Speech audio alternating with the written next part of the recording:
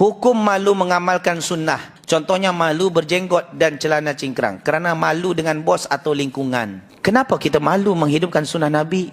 Sementara orang tak malu ikut artis-artis Korea.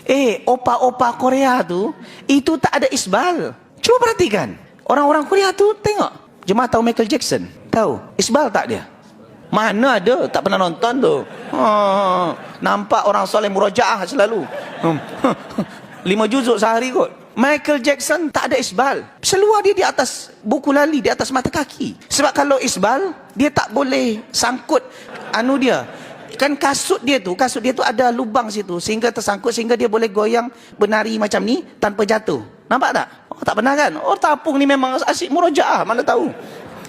Itu sebabnya tak isbal. Orang ikut dia, ikut Michael Jackson, tak ada rasa malu. Followers ikut dia, tak ada rasa malu. Kenapa kita ikut sunnah Nabi SAW malu? Kononnya kita mengaku umat Nabi tapi malu menjalankan sunnah Nabi. Lagian jemaah, apa yang kita malukan? Kerana kita nak dengar cakap orang. Ridwan nas ghayatun la tudrak. Keredoan manusia adalah matlamat yang kita takkan mampu untuk dapat. Lagipun kalau kita mati, orang-orang kawan-kawan kita ni semua tak kawankan kita pun. Hanya hantar kita sampai perkuburan, dibenamkan kita dalam tanah, lepas tu dia pergi. Nama kita akan dilupakan oleh mereka. Sementara kita, mana bekal kita? Maka di antara bekal kita adalah amalan sunnah yang walaupun nampak kecil. Jangan pandang remeh perkara kecil je.